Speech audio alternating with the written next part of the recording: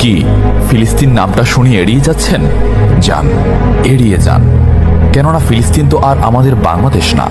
কোনো সমস্যা নেই, এড়িয়ে যান। কিন্তু একটা কথা মনে রাখবেন, সেই কাল কিয়ামতের দিন যখন আল্লাহ আপনাকে প্রশ্ন করবে, তখন কি করবেন? কি করবেন যখন জিজ্ঞাসিত হবেন যে কেন আপনি মজলুম ফিলিস্তিনদের পাশে থাকেননি? জানি উত্তর দিতে পারবেন না, কারণ আপনার নিজেরই জানা নেই এর উত্তর কি হবে।